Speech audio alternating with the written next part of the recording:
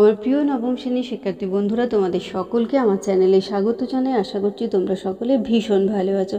আজকে আমি তোমাদের যে সাহিত্য সঞ্চয়ন বই রয়েছে সেই বইয়ের কবিতা আবহমান, যেটি লিখেছেন কবি নীরেন্দ্রনাথ চক্রবর্তী, আমি এই কবিতা থেকে তোমাদের যে 1 নম্বরের প্রশ্নগুলো পড়ে, অর্থাৎ অতি সংক্ষিপ্ত উত্তরধর্মী প্রশ্ন, আমি তোমাদের তার উত্তরপত্র দেখিয়ে দিচ্ছি। আশা করছি তোমরা সকলেই বুঝতে পারবে।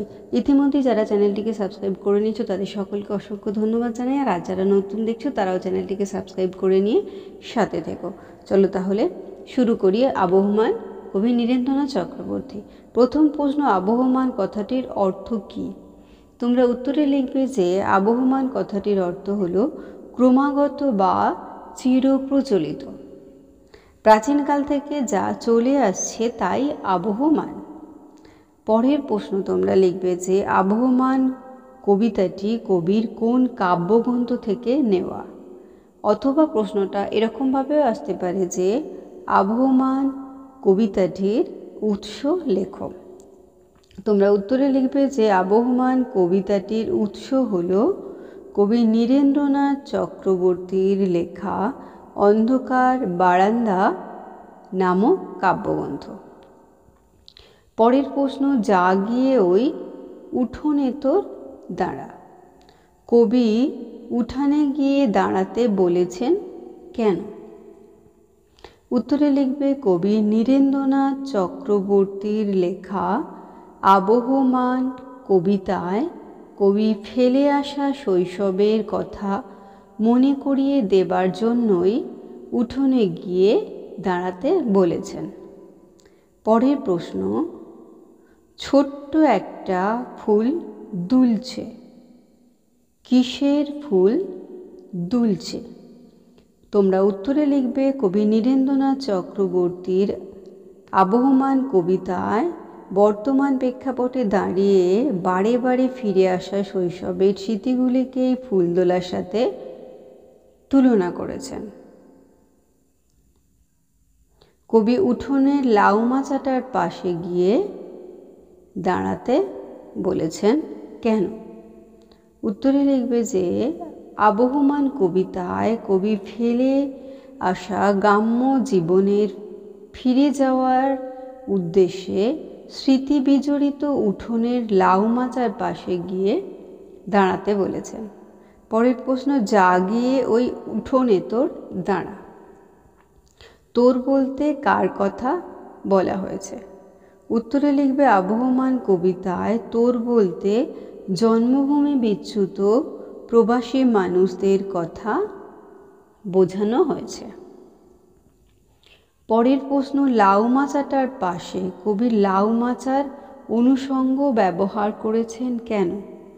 উত্তরে লিখবে আবহমান কবিতায় লাউ মাচার অনুষঙ্গ ব্যবহারের কারণ গ্রাম বাংলার চিরায়ত রূপটিকে ফুটিয়ে তোলা, যেখানে শৈশবকে খুঁজে পাওয়া যেতে পারে।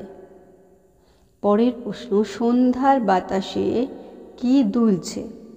উত্তরে লিখবে কবি নীরেন্দ্রনাথ চক্রবর্তীর লেখা আবহমান কবিতায় ছোট্ট ফুলটি সন্ধ্যার বাতাসে দুলছে।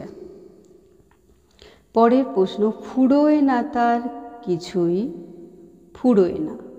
কি ফুরোয় না? উত্তরে লিখবে সংবেদনশীল কবি নীরেন্দ্রনাথ চক্রবর্তীর লেখা আবহমান কবিতায় কবি বলেছেন মানুষের মাতৃভূমির প্রতি আকর্ষণ, ভালোবাসা এবং টান কখনোই ফুরোয় না। পরের প্রশ্ন, বুড়িয়ে ওঠে কিন্তু মুড়োয় না। এখানে কোন গাছের কথা বলা হয়েছে? উত্তরে লিখবে আবহমান কবিতায় নোটে গাছের কথা বলা হয়েছে, যে গাছ বুড়িয়ে ওঠে কিন্তু মুড়োয় না। পরের প্রশ্ন, নোটে গাছটা বুড়িয়ে ওঠে কিন্তু মুড়োয় না পংক্তিটির অর্থ লেখো। উত্তরে লিখবে কবি নীরেন্দ্রনাথ চক্রবর্তীর লেখা আবহমান কবিতায় প্রদত্ত পংক্তিটির অর্থ হল নোটে গাছটা বুড়ো হয়ে গেলেও মরে যায় না।